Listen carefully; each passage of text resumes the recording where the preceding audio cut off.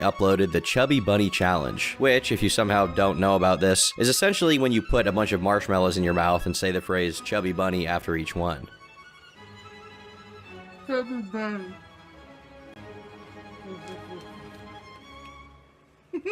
This video of them performing the challenge currently sits at over 2.5 million views, but the comments are turned off because they were all ridicule and jokes about them. Obviously, the appeal of this video for the majority of viewers wasn't how well Amy and Tammy performed the challenge, but more so people gawking at their unique physicality. But this isn't to say that they only got negative feedback. There were actually plenty of positive reactions. Plenty of people saw the video and simply saw two people enjoying their lives. Problem with it. However, it did get memed to all hell, to the point that around the time the video came out, if you googled fat forehead, Tammy popped up. So you can imagine there was a pretty hefty volume of people making fun of them. But the sisters didn't let it get to them. Instead, they immediately capitalized on it, setting up an Amazon wish list almost entirely filled up with junk food, as well as Cinnamon Toast Crunch lip balm. Unfortunately, this dynamic duo was temporarily separated, as Tammy was taken to a care facility to help her lose weight until she got down to 500 pounds, which is a pretty good goal considering she went in at a little over 700. During her stay at the clinic, Amy really solidified herself as the protagonist, while Tammy was permanently relegated to being the side character. Around this time, Amy also revealed some things about herself to her newfound audience, such as her toxoplasmosis diagnosis, which caused her to be legally blind. According to her, her blindness was progressing to the point where she'd be completely blind by the age of 35. While the toxoplasmosis had nothing to do with her weight, it really didn't take a doctor to figure out that both sisters were extremely unhealthy. In April of 2015, Amy notified their audience that Tammy had gone back to the hospital, this time over a severe case of pneumonia that required her to be on a breathing machine. And then she said this. I set up a trust fund, a GoFundMe account. If y'all could donate a penny, nickel, dime, I'll be so happy. According to Amy, the purpose of the GoFundMe was to pay for medical bills and funeral expenses, as she believed Tammy was on her deathbed and would require an extra large casket. In the same video, it was also revealed that Tammy had gained over 100 pounds after her return from the clinic. At the time, the video was received pretty well, and a lot of people were willing to pitch in a couple dollars for Tammy. But according to reports from around that time, the audience's pity soon turned into confusion and then suspicion, when just a few days later, a video apparently went up showing the two sisters at home talking and laughing like there was nothing wrong. For a time, it certainly looked like they had scammed their own audience, but it's possible this was an older video Amy uploaded by mistake, as over the next few months, there were multiple updates coming directly from the hospital room, showing Tammy was clearly not in good shape. During this time, the comments, likes, and dislikes were also all turned off, probably to stop the rumors about them potentially scamming their audience. But what is suspicious either way is that once it became clear Tammy was going to survive, they stopped talking about the GoFundMe page. And once Tammy came back, things went completely back to normal, with no comment on the page at all. But they did have a very unfortunate event, being that Amy's dog passed away, to which Amy actually uploaded a tribute video about him, which received a lot of empathy from most people, although some of them jokingly speculated that they had eaten the dog. The next notable upload was a vlog announcing they were moving out of their family's house due to a disagreement with their stepfather that culminated in a physical altercation. The plan was to move in with their brother while they look for a new place, and the original GoFundMe for Tammy's health was then repurposed to be about raising funds to move and buy furniture. Once again, Amy and Tammy were separated, and Amy was doing the channel all on her own with the occasional visit from her sister. At this point, the channel was actually steadily growing, and whether from the lack of her family's bad influence, or because she couldn't afford as much junk food now that she had to pay for her own apartment, Amy announced that she had lost over 60 pounds as a result of a diet, although the good news was unfortunately paired with a diabetes diagnosis. Because of the significant weight loss, Amy decided it was time to change her life and finally look for a partner. On Twitter, she regularly invited people to meet up with her, saying that her man had to be able to handle love bites. And also at the same time, an interesting thing was happening. Amy and Tammy had initially gotten big, well, you know, on YouTube, because of two different groups, one of which who actually liked their videos and kind of felt bad for them, and another group that simply wanted to make fun of them. But at this point, the channel began to develop an entire troll ecosystem, dead set on scrutinizing the sisters' personal lives. So of course, it took them no time to find Amy's profile on OkCupid, which was named Goddess of Hope.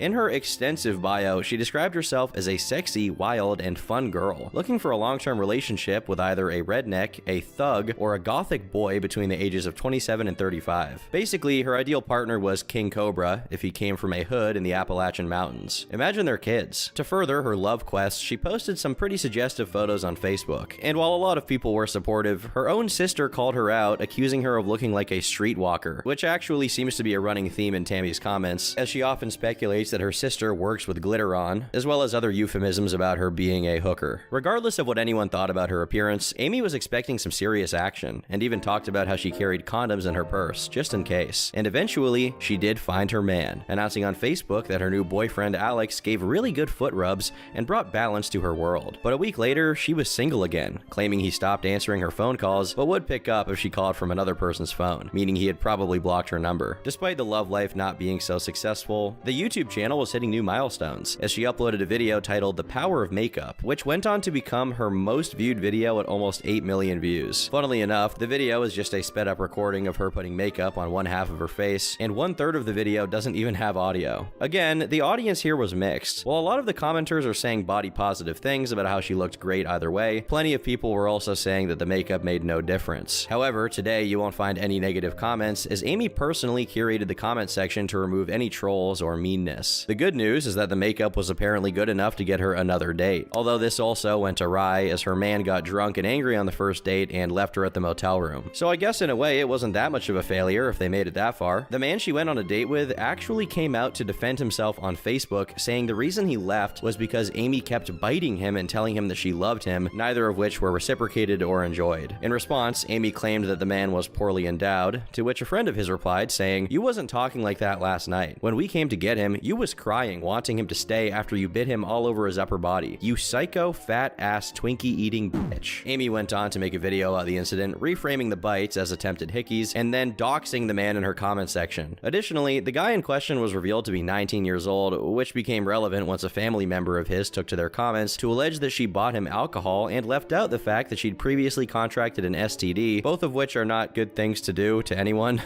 The comment concluded with a threat of a lawsuit if the video wasn't taken down, and although that lawsuit was actually filed, it seems like nothing ever came of it. However, this drama really changed people's perception of Amy, as they saw a darker side of her that was willing to lie and manipulate in order to get her way. Another manifestation of this is her next repurposing of the same GoFundMe page she used for the move and Tammy's pneumonia, but this time she changed the page to be about buying a MacBook for $10,000. MacBooks don't cost 10 grand, and it's pretty unclear how that would even improve her videos, since every video she'd made up until that point was simply a video recording of her talking. As people began wondering what all of that money was really going to, she announced that she'd bought a new van, and for some, this pretty much confirmed that she was scamming her fans. It definitely didn't help that in response to these claims, she deleted the GoFundMe page along with every video that mentioned it, and after that, someone who claimed to have known both sisters personally posted about her, saying that he worked with Amy in a call center. This user also shared some interesting details about Amy, such as her either outright refusing to eat anything or eating very little at work. However, when she was at home, she and Tammy ate the equivalent of 2 weeks of groceries in one sitting. That is, whenever the sisters weren't throwing temper tantrums and fighting with each other. He also added that while Amy was very self-aware that she had a problem, Tammy was not. If anything, she thought she looked better than other people. Regardless, both sisters were also described as stinking of body odor and fecal matter, with Tammy having an additional sickly sweet odor, which is just,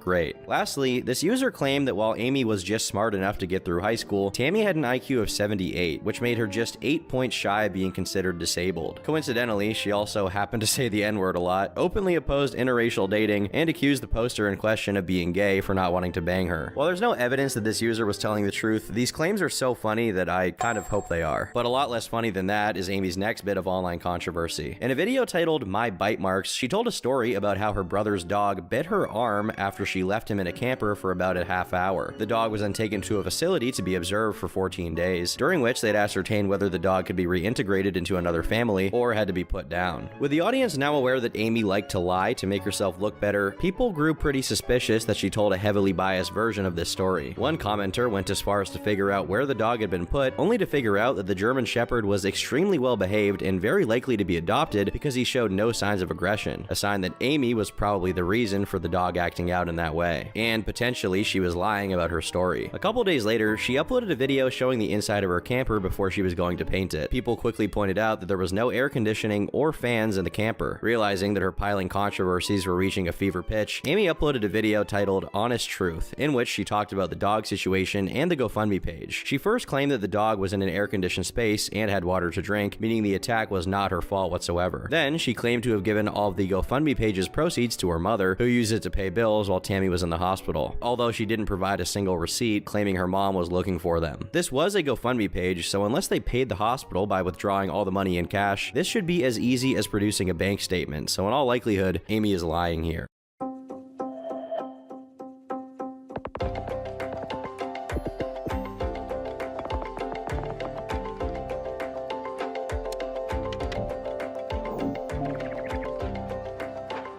Help me build a go-to-market deck for a new product line covering materials, financial projections, and marketing.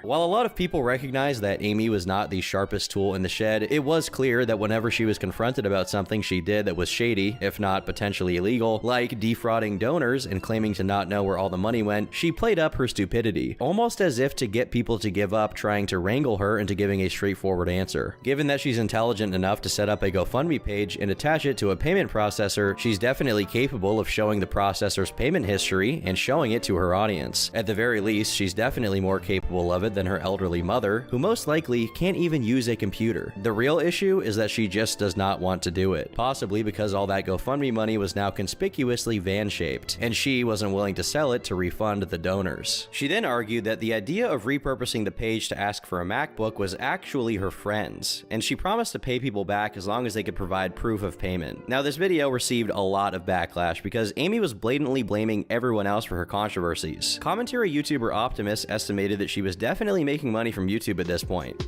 So Amy and Tammy Slayton run their channel, which for some reason only has one of their names, which is Amy, but that's besides the point. So on this channel they do food reviews, fan mail openings, makeup box openings, product reviews, and animal abuse stories. Which begged the question, why was she asking for money from her viewers? Why did she claim to need it? Amy eventually took down the Honest Truth video due to the backlash and made a new update titled Proof, showing partial receipts of her sending money to 2 people, followed by what she refers to as proof of how she bought her camper and proof of her YouTube earnings, which came in the form of an email from an agency offering to buy her Power of Makeup video for 10 grand, as well as an unopened, indistinct envelope. Neither of these made any sense, as you can probably conclude, and it didn't really convince anyone. The comment section was so aggressively filled with backlash that she ended up turning off the comments and hiding the likes and dislikes. Today, comments are allowed, but there are only 5 of them, the only 5 positive ones. A few days later, the friend on whom she blamed the MacBook project idea on, Ashley, responded saying that not only was Amy lying about them being friends, she also lied about how much money the campaigns had made.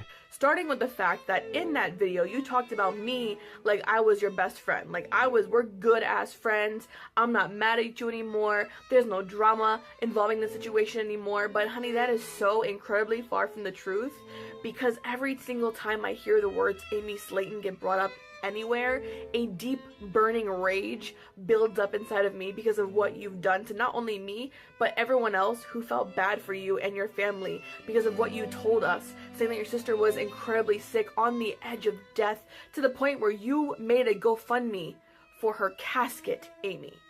And that never, ever came out to be true whatsoever. While the claimed amount made from them was $13, Amy allegedly had made over $800. Ashley also cast doubt on Amy's stories about being bit and having toxoplasmosis, but her theories were never officially addressed as far as I can tell, and Amy just went about her business, finding herself a brand new boy toy named Matthew, telling a story about how they went out to Taco Bell and then exploded the mall. Her words, not mine. Despite their powerful chemistry, they broke up a day later, which really upset Amy Amy because she needed a date for her brother's wedding. Amy then said that she had lowered her standards for him, followed by her sycophantic followers attacking the guy for having rotten teeth, prompting him to make videos defending himself, of course to no avail, as Amy had a force field of adipose tissue that deflected all criticism. A few days later, she made a video titled Going Through a Breakup, in which she uses the 5 stages of grief to describe the process of getting over a relationship, which lasted 2 days. She then went on to explain that the breakup actually wasn't her fault. Instead, it happened because of the incessant attacks on the guy coming from her fans, which she was very apologetic for and didn't intend to happen. Thankfully, she didn't have too much to be sad about because her channel reached yet another subscriber milestone and she began selling off items that people mailed to her, which were usually makeup. Now, Matthew did eventually resurface, but only to call Amy disgusting and claim he didn't even know what she looked like before they met up, implying that he was catfished. Around the same time, Ashley also made an update to her inquiries into Amy's history of defrauding people and weaponizing her following to attack those she disliked. This time, she showed DMs between them where Amy repeatedly promised to get receipts for the payments made to the hospital where Amy was treated, only to never deliver, essentially confirming that the money was used for different purposes. Amy never addressed this. Instead, she posted a video called My Thoughts, where she claimed that someone tried to scam her by claiming to have donated to the GoFundMe and wanting their money back. This story is probably untrue, but it doesn't really matter nearly as much as an odd statement she made halfway through the video. I'm trying my best to pay people back, and I know I've been wrong. I should not throw receipts away. But in my head, I wasn't thinking, well, these receipts might come to bite me in the ass. You know, I wasn't thinking that. It was a simple mistake, you know. This is the first documented instance of Amy saying she herself threw the receipts away, when every other time she talked about it, she claimed her mother had them somewhere and she was looking for them. Unsurprisingly, the video did very little to change anyone's minds. In fact, if anything, it only reinforced the narrative that she had defrauded her donors and then lied about it. Right after that, she suddenly announced she would delete all of her social media accounts, only to walk it back immediately. So instead, she did the next best thing, censoring her comment section, making sure it was squeaky clean, while keeping her likes and dislikes disabled. Sadly for her, the views don't lie, and around this time, she rarely cracked 10,000 views, despite having a much larger follower base than a year prior. Keep in mind, her audience was originally composed of people who genuinely watched her for her makeup tutorials and vlogs, so they definitely didn't have a high bar and were not judgmental about the content they supported. What caused her drastic loss in viewership was the fact that no matter how many times she addressed the GoFundMe situation, or any of her controversies really, Amy completely refused to take accountability or provide evidence for her claims. Despite how tolerant her viewers were, they weren't so tolerant that they'd let her get away with it. At least, not at this point in time. In a ploy to get her fans back, Amy finally reunited with Tammy on camera, marking the first time that the audience even saw Tammy in over a year. They then did a question and answer together to celebrate the channel's 65,000 subscriber milestone, and during it, it was pretty noticeable that Tammy didn't want to be there, almost as if Amy was recording the video against her wishes. The viewers also picked up on Tammy's snarky answers, concluding that the sisters probably didn't like each other that much anymore. Ultimately, the video was extremely awkward, and it didn't really work in getting back any of their fans. Instead, a couple of months later, Amy tried out live streaming, which turned out to be more of a challenge than she expected because she couldn't figure out how to press the start streaming button. But fortunately for us, she eventually found it, and although the stream hasn't been archived, we did find out that she once again found herself a new boyfriend. She called him David, and on the same day the stream went up, he also broke up with her. Teary-eyed, she released a video blaming her audience for harassing him, but the video was deleted shortly after, most likely due to the negative response. She then released a follow-up titled I'm Sorry, explaining that she understood now that online harassment had nothing to do with it, but she still couldn't quite admit David broke up with her because of, well, her being her. Instead, she blamed his ex-girlfriend, I suppose to make herself feel better. A few days later, she went on a podcast with Stay Negative, where she attacked someone called Bunny Rabbit, a YouTuber and a convicted sex worker, claiming that she had been running a long con on Amy and was behind the attempted scam. But about a week later, a channel called Flat Out Entertainment released a video on Amy that's since been deleted. He later revealed he had actually been contacted by Amy herself, who wasn't too fond of him using her name for views. Not only that, but she also asked him to cover the aforementioned Bunny Rabbit, saying she was the one responsible for all of the controversies surrounding the GoFundMe. Flat Out Entertainment didn't take this very seriously since he was familiar with the situation and knew that Bunny had nothing to do with the GoFundMe scam. Perhaps realizing that pinning it all on Bunny wouldn't do the trick, Amy made a rant video about a girl who had been making videos on her. Wanna talk shit about me? I'll only use up my name in her videos? All the titles, Amy, Amy, Amy. Because bitch can't get views by herself, so she has to use my name.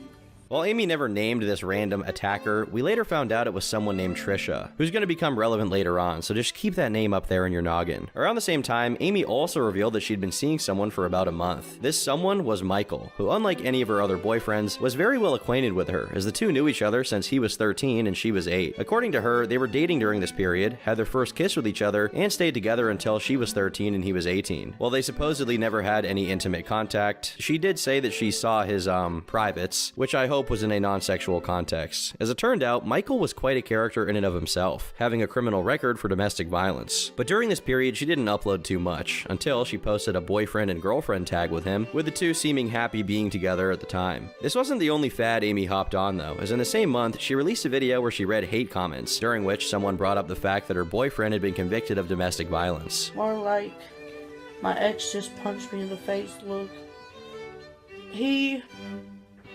I'm not even going to talk about him being like that, because that was just one time deal and he regrets it and he's sorry for it, and he would never do that to me because he knows I'll beat the shit out of him. No, but for real, I'm not even going to talk about it because it's none of your damn business who I date. And finally, the accusations about the makeup people got enough traction that she decided to make a video to deny it. I guess she forgot that she publicly offered it on Facebook, but you know what, you can't blame a gal for trying to make an extra buck on the side. She did eventually address this, claiming that she only talked about selling it but had no intention of actually doing it, which is about as good of an excuse as EDP's cupcake story. Amy then announced she's got a big bag of makeup that she'll donate to a women's shelter, in her desire to spread the joy around. The last relevant part of this video is Amy profusely apologizing to someone named Kimber, and alluding to her stepfather being sick, which was very confusing for a lot of viewers who had no idea who Kimber was, or the context of any of this. It turns out that Kimber was another small YouTuber who was planning to collab with Amy, but after spending $3,000 buying makeup, jewelry, hair dye, wigs, and traveling to where Amy lived, Kimber made the mistake of asking Amy for $50, which prompted her to have a breakdown and say she had no money. After that, the collab went downhill, as after spending all of that money and traveling 10 hours, Kimber was supposed to be met by Amy at a hotel, but Amy never showed up. When contacted, Amy began making excuses about her stepdad being sick. Now at first, this wasn't even a big deal since Kimber was going to stay there for several days, but after 2 full days passed and Amy continued to be out of reach, the realization set in that she was never going to show up. Concurrently with this bit of drama, a Twitter account believed to be Amy's was beefing with a girl called Truthfully Trisha, although when Amy addressed it, she claimed she didn't have a Twitter account and that the account with her name was actually ran by Trisha herself. Now, despite how often Amy lies about her detractors, she happened to be telling the truth in this case. You see, Trisha is another small makeup YouTuber who released a critical video about Amy, and after being unceremoniously shot down by Amy and her much bigger audience, she decided to make an account impersonating Amy and send her mean stuff to make Amy look bad. She even went as far as to have an entire Twitter DM argument with herself, wherein Amy is portrayed as a lesbian for whatever reason. She also got a domain of Amy's name that redirected to her YouTube page. Once Trisha realized her smear campaign was transparent and people got on her case about it, she claimed someone else had impersonated Amy and trolled her. That didn't help her either, and people continued to hound her for the next couple of weeks and start combing through her past. They found out she had a history of creating Facebook pages, including one called Catch a Bully, where she was ironically exposed for being a bully herself and even spreading fake rape allegations, all to get people's attention. Another of her egregious lies was a claim that she'd been suffering from cancer, although she didn't even put in the effort to keep the cancer consistent, oscillating between breast cancer and uterine cancer. These sleuths scrutinizing her online presence even found a couple videos of Trisha pranking her mom by pretending to be caught in a hurricane, although it's not funny as much as it's just off-putting. With all of this info out there, Trisha threw a fit and began live streaming almost non-stop to try and dunk on the haters, accusing them of putting her and her family at risk. I can't believe this. Someone just ordered a pizza while I'm having an anaphylactic reaction to black pepper. No, I didn't order this. You didn't order this? Please go away. No. Okay. I'm waiting for the ambulance. Yes, ma'am. My husband.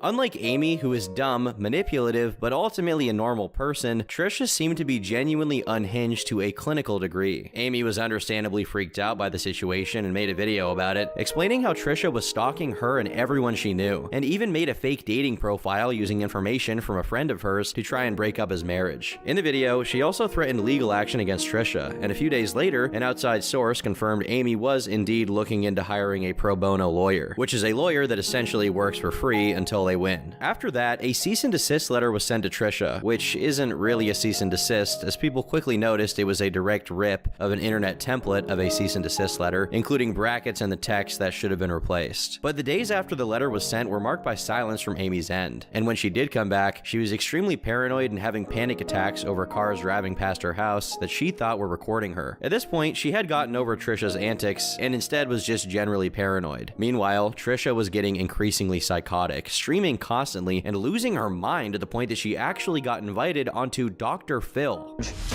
Memorial Day of 2017, I was live streaming and I had a breakdown. John was visiting his family in Atlanta, so I live streamed for over 8 hours straight.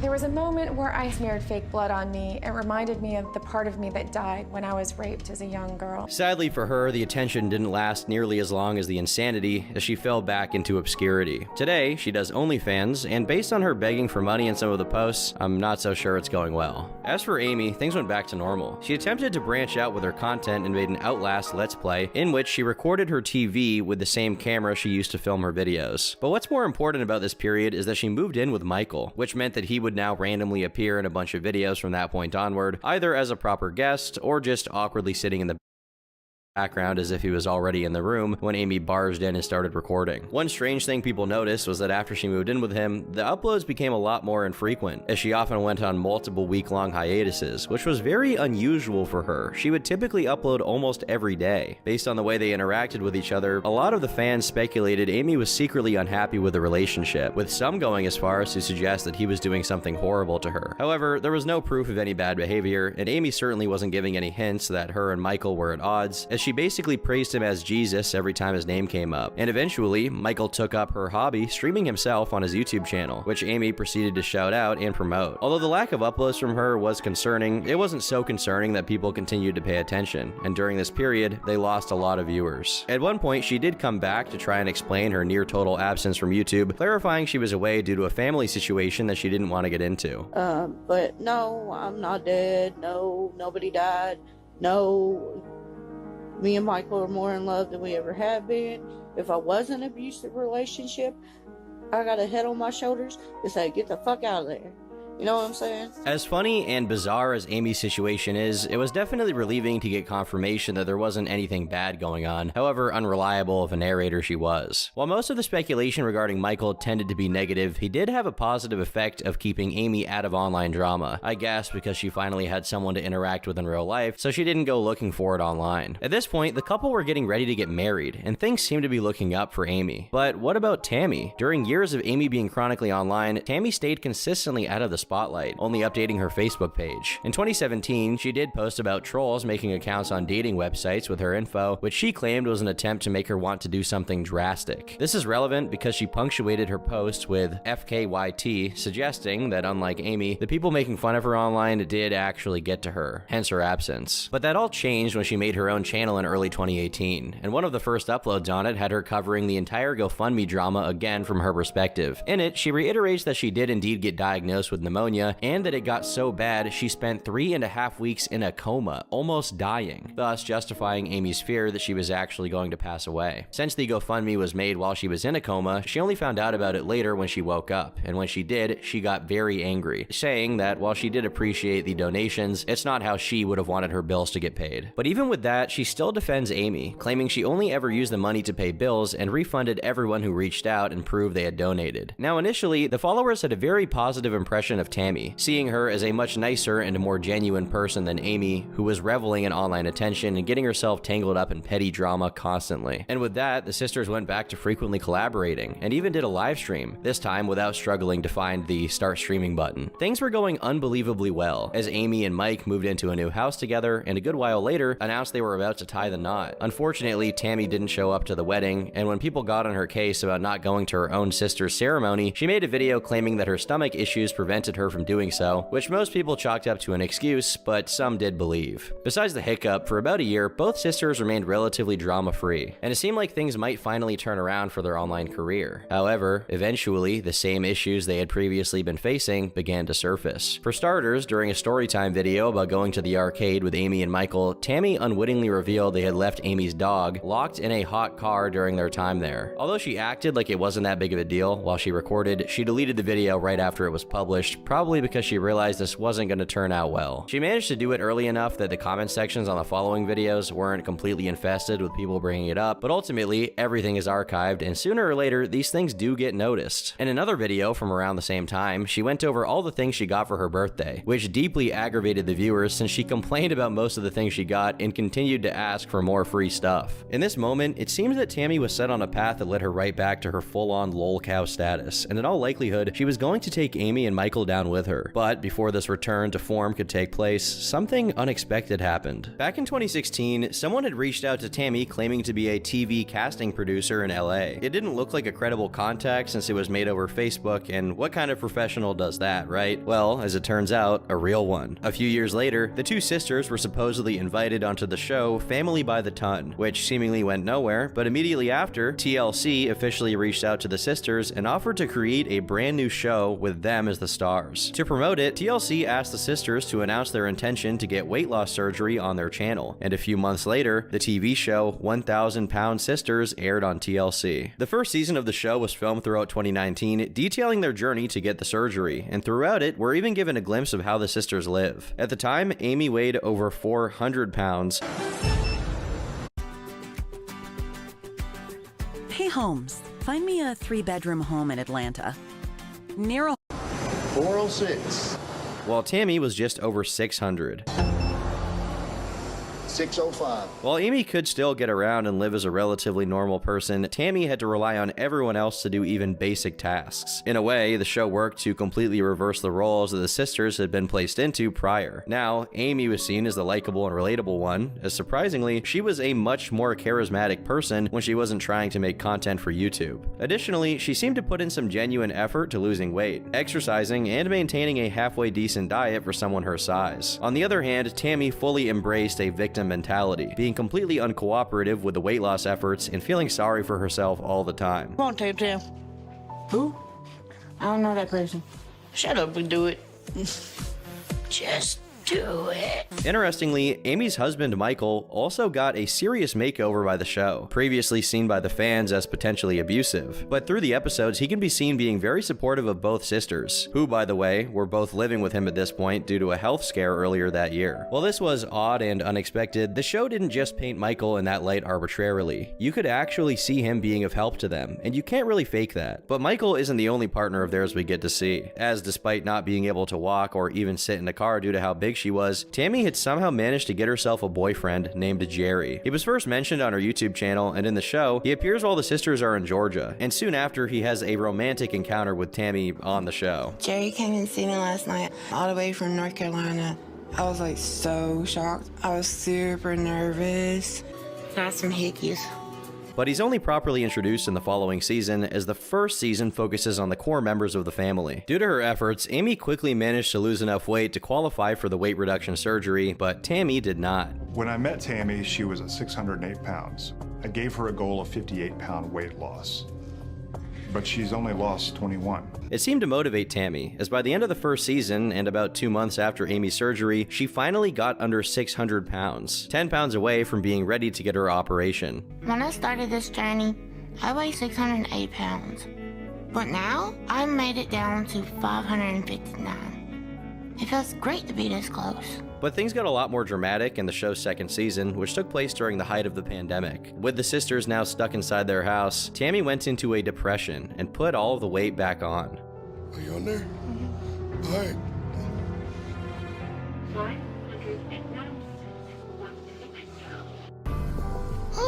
Meanwhile, Amy resisted, continuing to lose weight. It's been 4 months since I had weight loss surgery. so far. I lost 124 pounds. Frustrated, Tammy's doctor sent her to a different doctor, just giving up entirely. And in the interim between doctors, she gained even more weight than previous. An extremely concerning development due to the many life-threatening health problems she faced just a while prior. So we're at 644.5 right now. As for Amy, her weight loss wasn't the only good news, as she finally had the opportunity to fulfill one of her deepest desires, having a child. I'm pregnant. After her surgery, the doctor had warned her that while she would be able to conceive, it wouldn't be advisable to do so for the next 2 years. But just a few months later, she was pregnant. As you can imagine, this did cause a few problems. It's only been a couple months since I had the surgery. And Dr. Proctor told me not to get pregnant for 2 years. But she went through with it regardless. Although the child had to be born through a C-section and was slightly underweight, the baby was still healthy. It was around this time that Tammy once again contracted pneumonia, this time as a consequence of COVID, but despite her being ill, she put on another 20 pounds, which is strange because people with these illnesses typically lose weight. It's not explicitly stated anywhere in the show, probably because it's too freaky even for TLC, but her continuous weight gain was actually a consequence of her boyfriend Jerry's feeder fetish. If you don't know what that is, consider yourself blessed and not as terminally internet poisoned as I am, I guess. Basically, it's when someone gets off on literally pushing someone to eat their way through obesity and into an early grave, actively lavishing in how debilitating all of it is. Very fortunately for Tammy, right as her obesity reached a peak and a rift began to form between her and her sister, she was sent to rehab. Hey guys, I had given thought and I decided to go into a nursing rehab situation. What's not so fortunate about this is it didn't happen because Tammy realized how disgusting Jerry's interest was. As a matter of fact, if it was up to her, she was gonna stay with him. In reality, it's because Jerry felt guilt due to the fact that while dating Tammy, he was married to the mother of his 7 children and was actively cheating on her on national TV. If you're wondering, yes, Tammy knew the entire time. The extra 20 pounds Tammy put on right before going into rehab went away, as she lost 60 during her time there, but left the program early to try and lose weight on her own outside of the facility. Ow! Remember what I told you. Just keep saying no. Of course, she failed, as she walked right into the arms of yet another feeder, called BBW King, who proudly had never dated a woman below 300 pounds. Currently dating the BBW King. This marked yet another period of tension between Tammy and the rest of her family, as she was openly indulging in her self-destruction by dating feeders and slowly taking her own life through food. This also coincided with her behavior becoming increasingly dislikable, as she seemingly ruined every potentially positive family function, including an entire trip. We're all in this together. I want to go home. I didn't want to come here. She eventually did go back to rehab, but before she could get settled in there, she was sent to the hospital. They're just telling us that her lungs have given up, and like her body is shutting down. So at this point, you know, we're facing making funeral arrangements for my little sister. After 3 weeks there and a tracheostomy to allow her to breathe, she eventually went to rehab. Meanwhile, Amy and Michael had a second son, which caused their relationship to strain, as Amy felt Michael wasn't doing enough, and both were pretty unhappy. While in rehab, Tammy finally stuck to the program. In over 5 months, she lost over 100 pounds and found a boyfriend in the facility named Caleb, whom she married within a few weeks of meeting him while still there. Thankfully, this boyfriend was not a feeder and actually had respect for her medical issues, so the weight loss continued all the way down to 430 pounds. Sadly, when she left, her husband couldn't come with her since he was also hospitalized with similar issues. Once again, the sisters' roles were reversed, as Tammy was shown improving in all areas, while Amy began stalling in her progress, lashing out at her family until her relationship with Michael completely fell apart, culminating in divorce. All of that stress amounted in Amy hitting another one of her sisters, Amanda, while they had a fight about how Amy's kids were being raised. Now, the divorce wasn't really discussed in great detail on the show, I assume for legal reasons, but looking into it is pretty interesting. Amy had originally accused Michael of domestic abuse, only to withdraw the charge, and then the two of them filed restraining orders against each other. They were also barred from making any public statements about each other and agreed on joint custody of their 2 sons, meaning whatever the true story is behind the divorce, neither of them wanted to talk about it. A while after the separation, Amy was seen with a new boyfriend, Tony, which made a lot of people concerned about how bringing strange men around could possibly affect the kids. Again, despite the audience of the show being composed mostly of women who weren't half as judgmental as the internet internet trolls the Slayton sisters had to contend with, even they were picking up on very damning behavior patterns coming from Amy. But soon after the fight between Amy and Amanda, Tammy's husband Caleb passed away due to obesity-related issues. Remarkably, this didn't actually impact Tammy's resolve on losing weight, as she continued sticking to her program. What it did impact, however, was her mood, as she found herself fighting with Amanda constantly. The context of this fight is that Tammy was Amanda's tenant and thought that Amanda wasn't maintaining the place she was living in. Over the course of the episodes following this conflict, Tammy destroyed pretty much all the goodwill she had built up by being petty to everyone around her, and refusing to accept a ceasefire with her sister. Due to how much she depended on her family, this was seen as pretty selfish and hypocritical of her, but it's at this point that the show's framing of the family really comes into question. For one, they would often neglect certain details, like, for example, Jerry's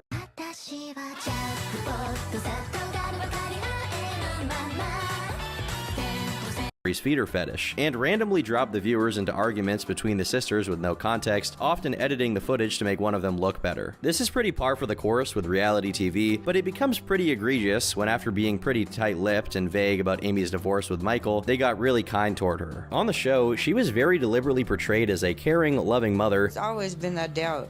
What if I'm a bad parent? What if I can't give one baby time without the other baby time? And whenever she did something negative, she was always given a lot of time to explain herself, and the context was always clearly in her favor. Of course, all reality TV is like this to some degree, but the way it was being done here, especially considering the fact that it could potentially affect her kids, looked a lot more deceptive in nature. For a while, the concerns about something insidious going on behind the scenes appeared to be mistaken, as time went on and nothing really changed about Amy and Tammy, even with the increased attention and mountains of money they got from the show. However, in early September of 2024, the police were called to the Tennessee Safari Park after one of the guests was reportedly bitten by a camel. Once they got there, they found Amy, who had apparently been bit by a camel so bad she had to go to the hospital. I don't really know how you get bit by a camel, but maybe this is karma for her biting that guy from all those years ago. The thing is, she was with her 2 sons who went along with her to the hospital, and the cops noticed that she smelled like weed, which gave them the bright idea to search her car. In it, they found 80 grams of the drug, which is illegal in Kentucky, as well as an unspecified amount of mushrooms. As a consequence, Amy and the man she was with, Brian, were promptly arrested for drug possession and 2 counts of child endangerment, while the bond was set at $10,000 per person, with both of them being paid for by Amy's brother, Chris. Both of them pled not guilty, and interestingly enough, the owners of the zoo came out to accuse Amy of lying about having been bitten by a camel, as none of the security footage supported her claim, and based on the examination of the wound, it wasn't consistent with an animal bite, and looked more like a cut she got. Given that they also described the man she was with as very erratic, it wouldn't be surprising to me if they were so out of their mind on drugs that she accidentally cut herself on an object and convinced herself it was a camel. Whether it was a camel bite or not, the point remains the same. Amy is seeing strange men and doing drugs in the presence of her kids, and usually that combination leads to the kids being put in all sorts of danger. That isn't to say she shouldn't be given a chance to redeem herself, but with 2 child endangerment charges, which can be felonies depending on the circumstance, she definitely stands to lose custody of her kids, in which case they would go to Michael. While Michael himself also has a conviction on his record, avid followers of the show have pointed out time and time again that their divorce was depicted in a very one-sided manner, trying to make Michael look negligent and lazy when he had already demonstrated himself to be neither of those things, diligently putting up with both of the sisters' insanity and doing his best to help around the house. Since then, not much of relevance has gone down with the sisters. Tammy continued to successfully lose a lot of weight and has been angling to get a surgery to remove her loose skin, but otherwise she's continued to be disliked by fans of the show for her attitude. Amy, meanwhile, is seen as more of a mixed bag, and most of the show now focuses on her struggles as a mother, typically framing it with a noticeable positive bias towards her, probably because they're trying to appeal to the middle-aged female demographic that composes a significant amount of the viewers. While their lives are far from the catastrophic dumpster fire that was coming their way during the GoFundMe and camper fiascos, there's no way to know if this is because they genuinely improved, or if the writers and editors behind the show were working overtime to make them look better. If it weren't for TLC, they wouldn't have hundreds of thousands of people supporting them. Instead, there would be a small army of detractors, picking apart at their lies and excuses, and they've already proved themselves to be terrible at sticking to their stories and would undoubtedly fall apart without the safety net of the show. For the time being, we can only hope that their children aren't affected by whatever inevitable fiasco they're heading towards. But until then, I've been Turkey Tom, thanks for watching, and until next time, leave me alone.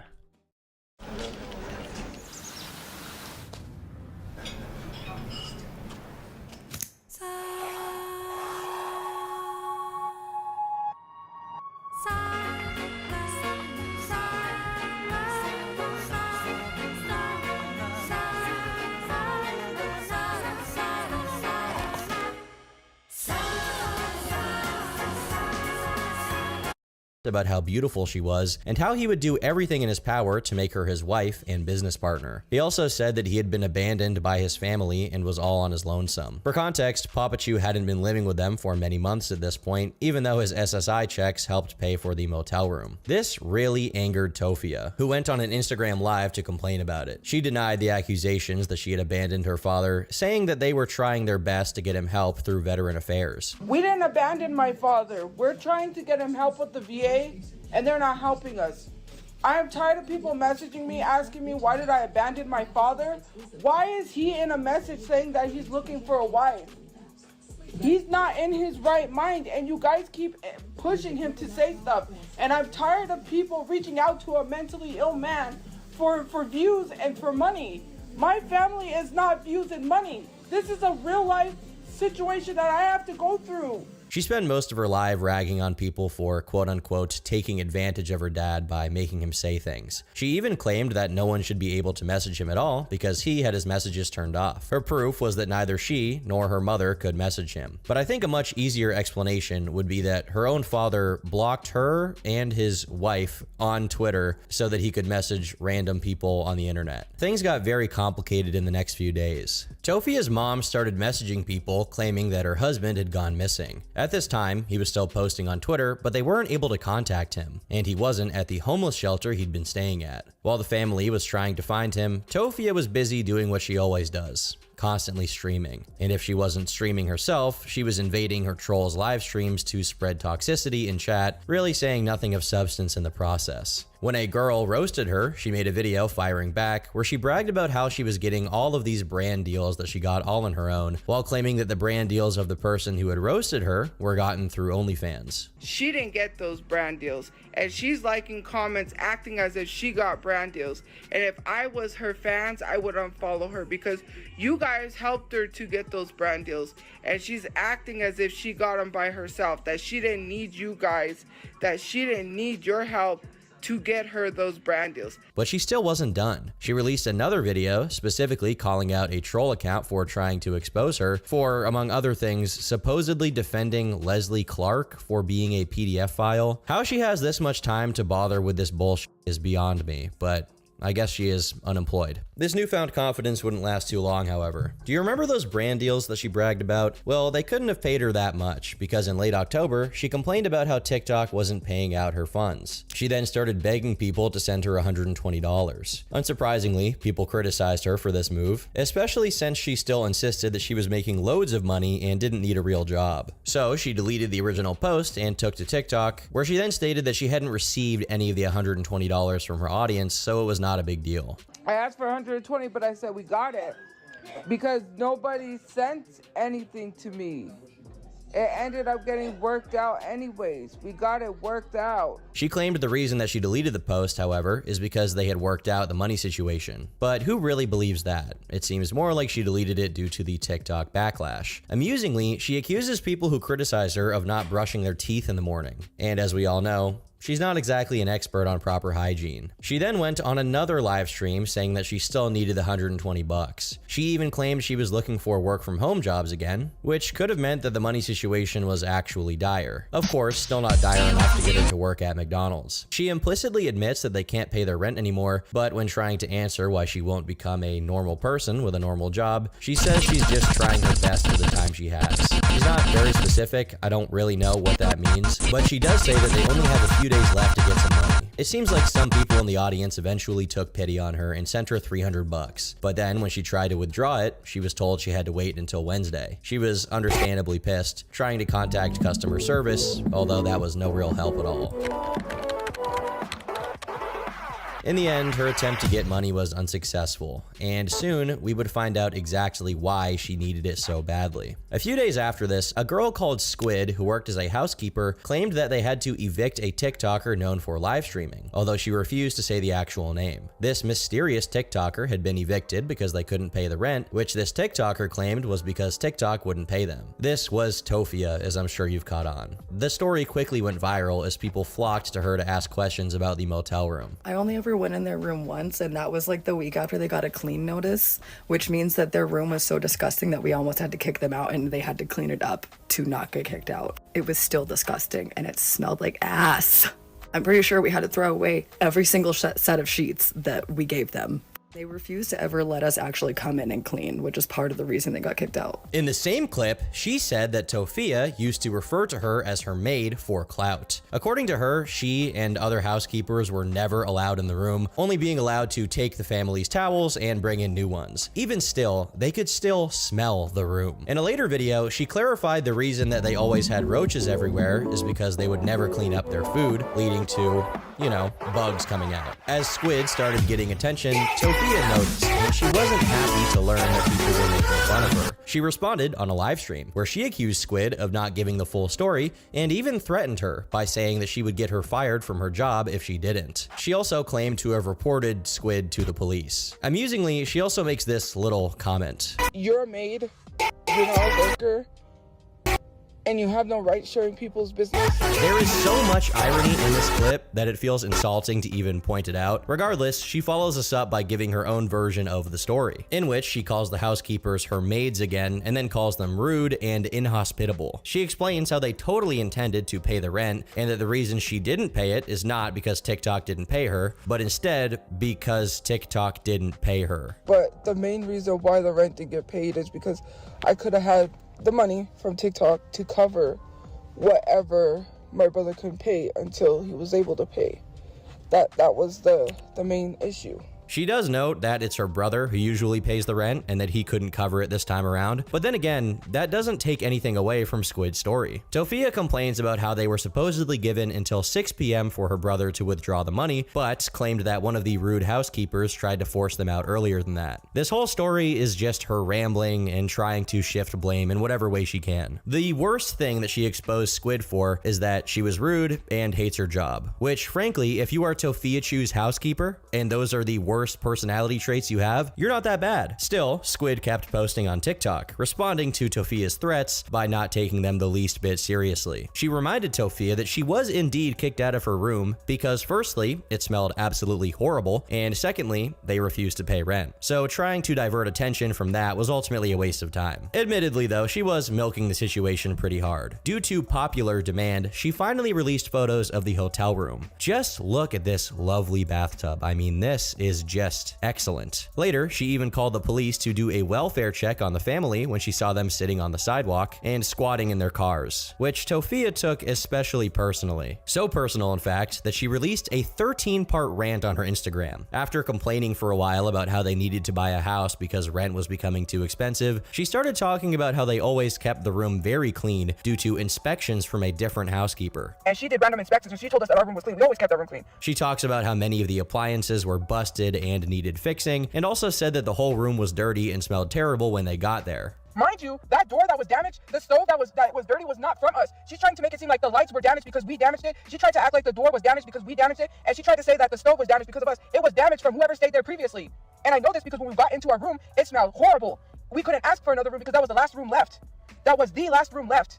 So we didn't get a choice to pick. We didn't damage the lights. That was already damaged. The stove was damaged. The refrigerator was damaged. Luckily, we got our refrigerator working again because they didn't get it working for 2 months. She also went on to claim that the reason they hadn't cleaned out the trash was because they were too busy packing that day to do anything like that. I don't know if you put that trash behind there from wherever you found the trash because you guys brushed us to sleep, so we didn't have time to clean the room. However, she conveniently ignores the fact that they lived in that room for many months and that if it truly had been so dirty, they could have just cleaned it. She spends a lot of time complaining about Squid, very upset that she had reported them to Child Protective Services. But Squid wasn't done. She took advantage and decided to milk this cow a little bit more. Tofia was so fed up with being bullied that she ended up exposing the actual motel that Squid worked at. And you did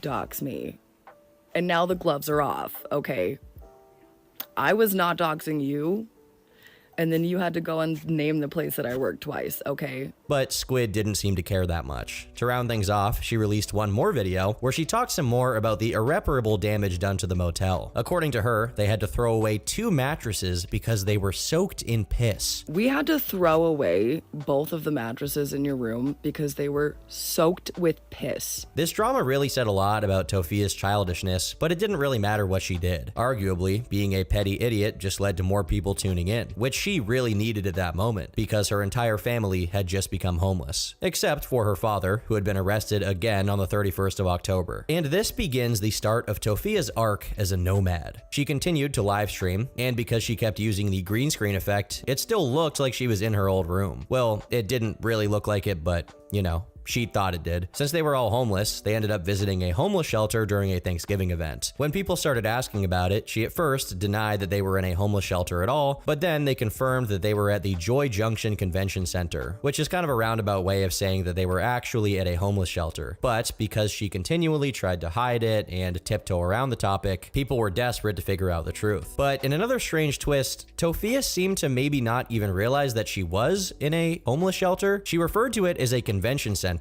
which made a lot of people think that maybe she thought it was the same as, let's say, Comic-Con, meaning it's like a cool event to attend. Even Mama Chu fell for the trap, saying that it's definitely not a homeless shelter. Meanwhile, in early December, the footage of Papa Chu's arrest was leaked to the public, and it's probably one of the most insane things that I have ever seen. As crazy as this was, it paled in comparison to Slidell's life on the outside. Since they had no TV, Tofia could no longer do Let's Plays, so her 2 Xboxes were just sat in the car. They had even more Xboxes they were trying to pawn off for parts, but unfortunately on December 17th, someone broke in and stole their valuables. Tofia would go on Instagram to discuss the topic. What happened was that literally stuff was thrown out of the car, right out of the Jetta. So I don't know if it was thrown out of the Jetta. I thought people threw it there to make it look like we were littering. We came back, so then I decided to go into the car and check because I noticed the clothes were thrown around. I said, okay, cool, let me go check. My 2 Xboxes were stolen. Tofia claims that the robbers were caught on video camera, saying she was confident that they would eventually be caught and warning them that they should turn themselves in. Well, they weren't caught and they didn't turn themselves in. And on the topic of wasting money, unfortunately, the family still hadn't really learned their lesson from being homeless. They still spent money door dashing food, and when that got a bit too expensive, Tofia started buying Lunchables. At every turn, they can't seem to make the right decision. Eventually, Christmas came, and while the family didn't have money for gifts, Tofia decided to give the gift of herself to the world. Even as she was standing out in the cold and literally homeless, she was still flexing on her trolls by talking about how her life is so much better than theirs because she gets to just hang out all day, while other people have to stand on their feet to make a living. This was also at the time when everyone thought that TikTok would be permanently banned in the United States, so a lot of people questioned how she was even going to make money going forwards. I have over $1,000 plus in TikTok.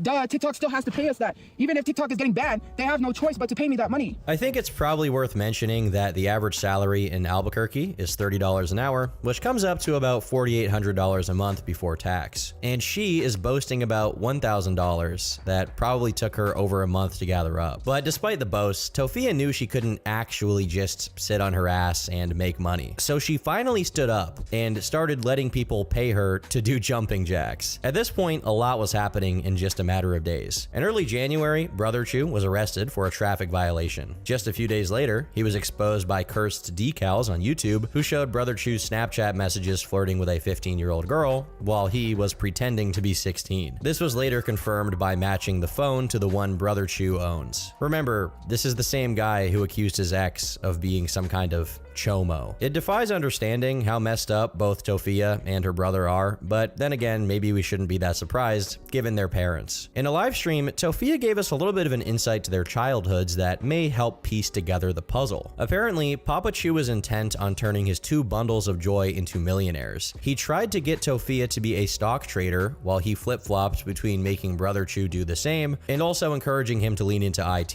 He dissuaded Tofia from wanting to open a restaurant because it's an oversaturated market. When the IT career didn't work out, Brother Chu had to become a stock trader, and Tofia could do whatever she wanted, but when her brother figured out how to fix the brakes on a car, he had to become a mechanic, and Tofia had to get on stocks again. This was all happening around the time when he wasn't taking his bipolar medication, instead replacing it with testosterone pills, which, I mean, maybe he'll get really jacked. It's possible. Honestly, it's pretty hard to feel sorry for them despite that. Similarly, it's kind of hard to hate their goofball of a father who returned to social media shortly after this, showing off his delectable feast. Let's be honest, he probably ate the panties too. But the rest of the family weren't about to let Papa Chu one-up them. In January, Tofia invited Mama Chu to Comic-Con. She somehow scrounged up the money to pay $151 for the tickets.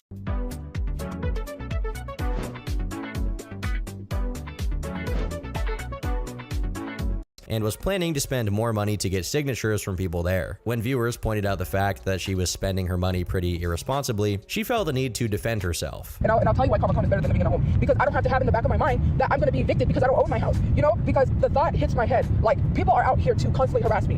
Why would I want to rent a place, to be asked to leave, to have to shove all our stuff back in storage, and not be set in a place? You know what? Comic-Con is actually better because why do I have to sit in a car all day and be miserable? Why do I have to not get out, walk around because I can't be sitting in a car? That's not healthy, right? As it turns out, inviting her mom was probably a pretty bad idea, since Mama Chu couldn't hold her bladder, which Tofia had no issue exposing to the entire world. Perhaps the funniest part of this is that TikTok was on the verge of being banned, meaning she would be cut off from her only source of income within days. She had made an account on Red Note. There, she just got roasted even harder, this time by Chinese people as well. When the day of the ban finally came, she didn't take it too well, posting a very ominous message on her Instagram. "We know who's to really blame for this." She then posted a rant where she complained that TikTok wouldn't be paying her the $180 that they still apparently owed her. Whatever the case, the money couldn't have been that important, as she ended up getting Brother Chu into the Comic-Con venue, even though she originally hadn't bought a ticket for him. But while they were there, it seems like he did have some fun sporting this epic hat, and by the end of the con, they had somehow managed to pay $320. As of today, the family is still homeless. TikTok did come back, so Tofia continues to do daily live streams begging for donations, and the most recent update was that she admitted that she doesn't wash her lady parts because it's apparently self-cleaning and washing it could cause an infection. On one hand, Tofia is a victim of her circumstances. A child brought up in terrible conditions with an irresponsible mother and a basically schizophrenic father who was never pressured to learn hard work, fiscal responsibility, or even just basic hygiene. On the other hand, she is a 30-year-old woman who always manages to make the worst possible choice and then spits venom at anyone who challenges her. Is there room for pity? Sure, but it's hard to feel bad when her response is nothing but bile, and she continues to worsen her life by posting on TikTok instead of just getting a job. I've been Turkey Tom, thanks for watching, and until next time, leave me alone.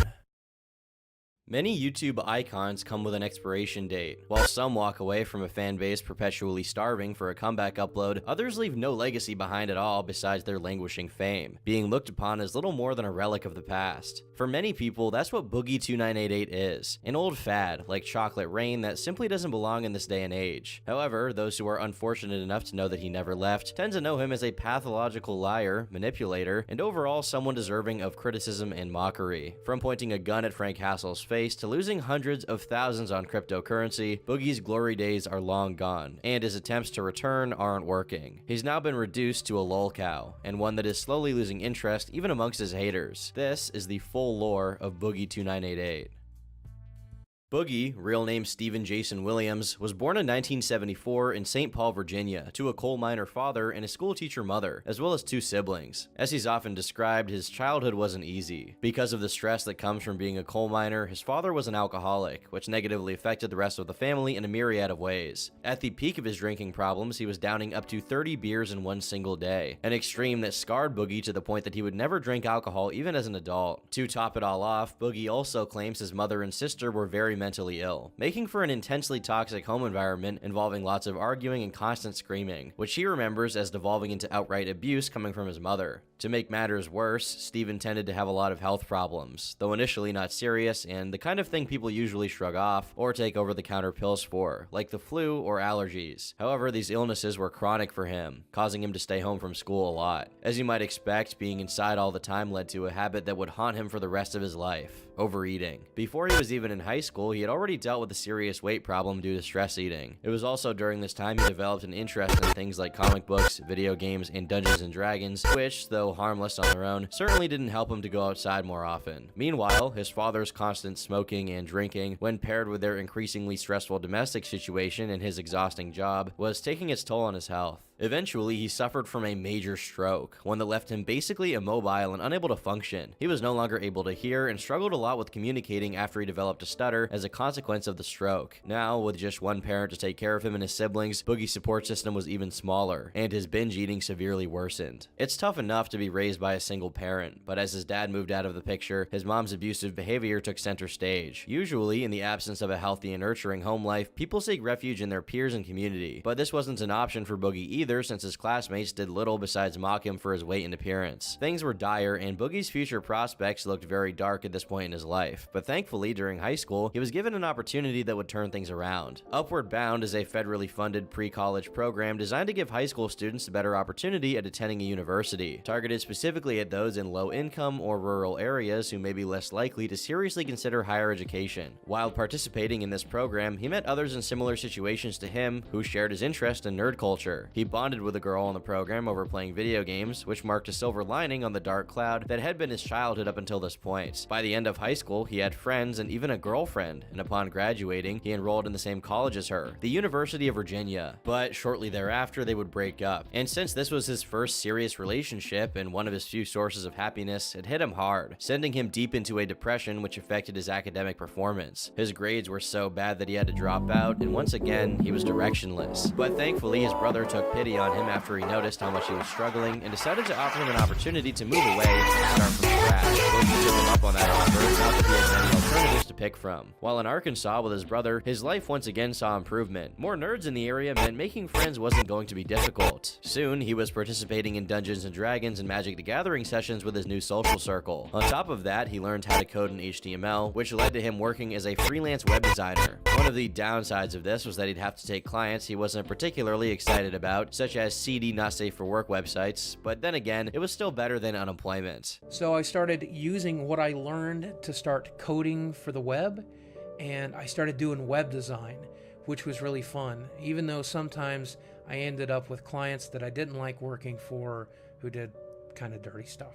He was now a young man with a stable income and a healthy social life. However, he was still getting sick, and he was depressed very often. He never properly dealt with his childhood trauma, and because of that, he also never stopped binge eating, and the resulting weight gain worsened his other issues. At around this time, his father passed away from cancer, and his mother broke her leg, a combination of events that condemned Steven to a period of chronic depression that lasted a total of 7 years. During this time, he rarely left his house and was, for all intents and purposes, a NEET, not in education, employment, or training. As his motivation to work dwindled, the coding market became more and more competitive, causing his source of income to dry up quickly, a fate that was soon after met by his savings. Also, due to not leaving the house, his social life stopped existing. After all that he'd been through, he found himself back at square one, with the only significant change being that he was significantly more heavy. At his heaviest, he was just shy of 600 pounds. While his roommate financially supported him out of pure pity, YouTube was debuting as a video sharing platform. This early on, it was still mostly populated by home videos and vlogs, with the occasional viral video peppered throughout. While it was rudimentary, it was more than enough to pique his attention, and soon he started posting content of his own. 16 years ago, in the ancient times of ye old 2006, the first video was uploaded to the Boogie2988 channel. It was a simple, short clip of a 31-year-old Boogie playing D&D. The videos kept coming, and because he appeared in them, his appearance itself would become a topic of conversation in the comment section. Since at this point he was used to people making fun of him for his weight, he made videos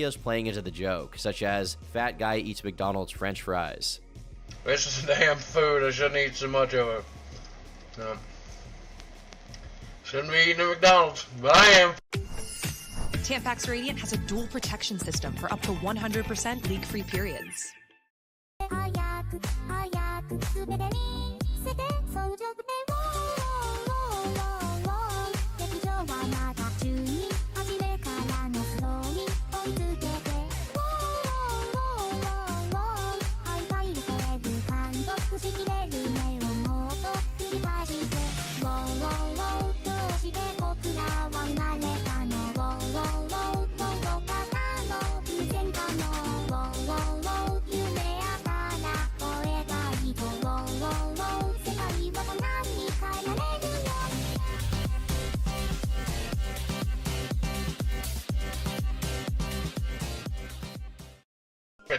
Eventually, one of these videos saw a surprising amount of success, especially for early YouTube standards. The aptly titled The Incredible Bulk had Boogie ripping his shirt off, showcasing his M1 Abrams frame. Overall, people were very sympathetic towards him, as he embraced the mockery of his weight and seemed to be a kind and down-to-earth guy. But even at this stage, Steven's intention was not just having fun. He wanted to build a following online. Since back then the term YouTuber didn't exist and the thought of building a brand out of your personality was ludicrous and far-fetched, Boogie uploaded many different kinds of videos videos to try and get some views, such as this hypnosis video, which was seen over 5 million times. For the first few years of his channel's existence, he slowly built a community, with series such as Rambling About Nothing, where the only purpose was to engage with the viewer. Magic the Gathering Plane Chase.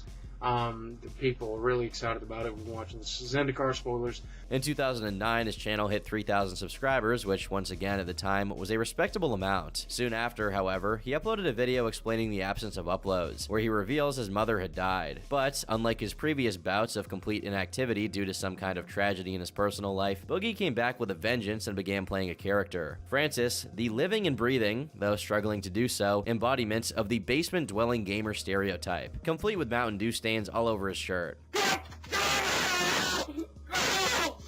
In early 2010, Francis took a prominent role in Boogie's channel, partly for comedic purposes and partly because Boogie enjoyed trolling those who were unfamiliar with his content into thinking Francis was a real person. Eventually, a Francis video was featured on Ray William Johnson's Equals 3, which was the early 2010s equivalent of having Moist Critical react to your video. Essentially, it meant you either were, or soon will be, really popular. The video that Ray showed was titled, "Francis Gets His Warcraft Account Hacked," and honestly, it's pretty tame compared to a lot of the stuff we see nowadays. Regardless, it was entertaining enough that nowadays it stands at a whopping 5 million views. This sets a precedent for Boogie, and in the following years, the Francis character would be the channel's bread and butter. The channel grew tremendously, to which Francis reacted.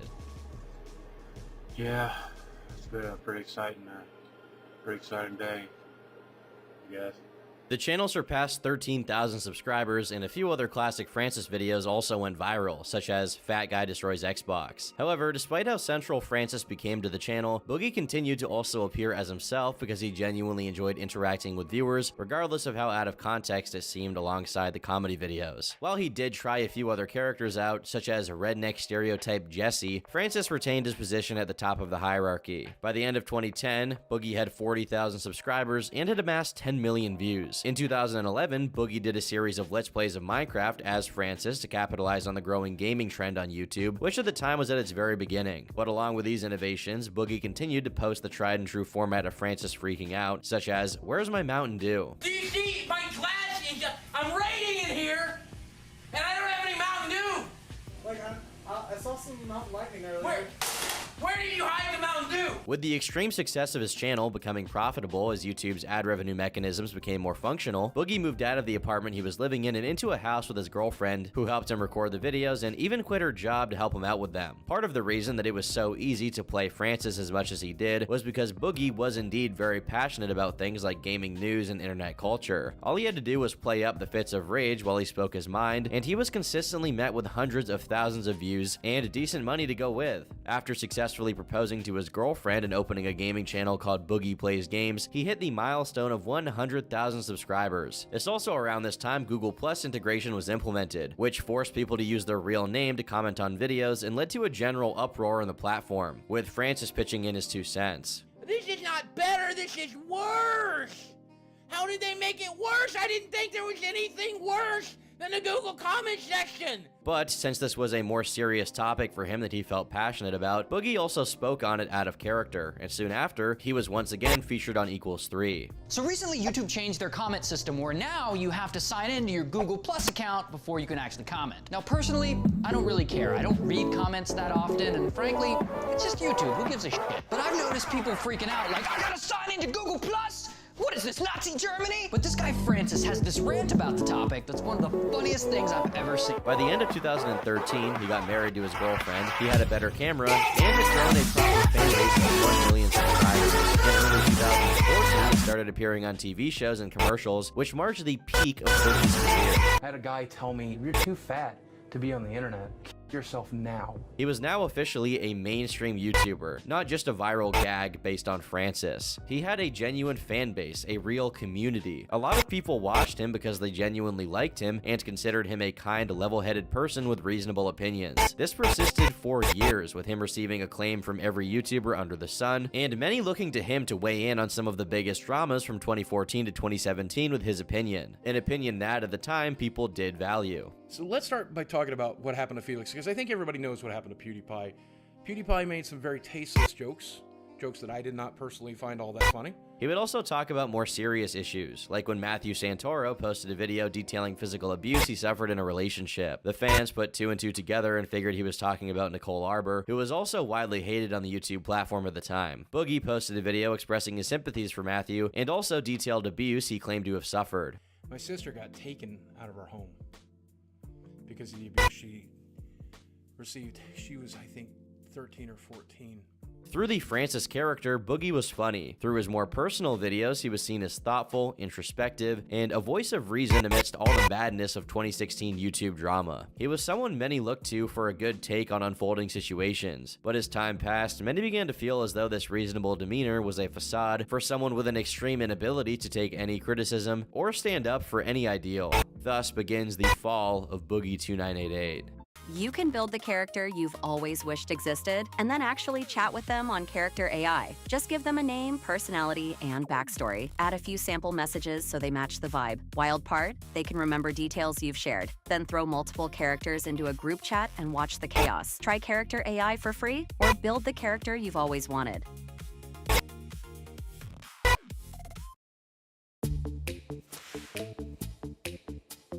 Noticing more shedding lately? I've got you. I've partnered with Pantene to bring you the facts and some products that actually work.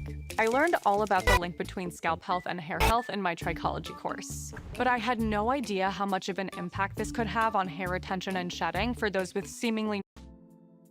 At this point in time, Boogie was the Mr. Rogers of YouTube, and antagonizing him was so unthinkable that Low Tier God made a video doing just that for almost 2 minutes straight, precisely to try and be controversial. As anti-fat phobia movements cropped up, his stature once again became a topic of discussion, and after a long time of just accepting it as a fact of life, Boogie spoke publicly about how he realized his obesity was actually a product of his mental issues not being properly dealt with, and that he wanted to improve by getting a gastric bypass surgery to lose weight. After the midpoint of the 2010s, anti-SJW channels in the skeptic community were at their peak of relevance, and their spats with feminists and other groups were becoming increasingly publicized in conventional media. One of these feminists was Anita Sarkeesian, one of the main focuses of the online discussions for her belief that video games somehow encourage sexual violence. Though people online hated her, she had enough mainstream support to get herself a panel at VidCon. Another content creator on that same panel was Boogie, who was still seen as a good guy. During said panel, Sargon of Akkad and other skeptics decided to attend, sitting in the front row.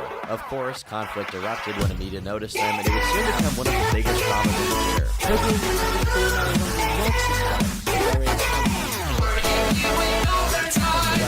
There's not a guy nicer than him. This perspective was echoed across many videos from skeptic and commentary channels alike. Boogie himself eventually spoke on what happened, revealing he was extremely nervous during the panel, and that after his closing statement, which was pretty mild overall and tried to minimize the static in the air, Anita came up to him and began berating him for saying his piece when she didn't have an opportunity to respond. This led audiences to criticize Anita, saying that she was an awful human being who had been mean to Boogie. Boogie then tried once again to de-escalate by saying that, though initially confrontational, she ended up having a reasonable conversation with him behind the scenes, and they hashed things out respectfully. However, this attempt by him failed, as people noticed how uneasy he was while talking about it, and began claiming that he was cowering away from being completely honest about the situation. This exposed an issue that would later become much more glaring: Boogie's fence sitting. Following the fallout of the Anita situation, Boogie's attempts at being a centrist who called out both sides was becoming more and more transparent, and people were seeing that he was interested exclusively in appearing to be the moderate good guy. Whenever he spoke about it, it was to say saccharine truisms about how making generalizations is bad, instead of addressing any element of the controversy directly. I get not talking about political things as to protect your brand, but why pitch in to say basically nothing? Or even worse, to say things you immediately contradict. Around this time, Boogie gets doxxed for the first time, which only goes to show what being in a 1-mile radius of any political community gets you, even if you try your hardest to offend no one. Another example of his fence sitting was the video he made about YouTuber Matthew Santoro plagiarizing lists from other websites, which he immediately took down when he noticed it wasn't having a good reception.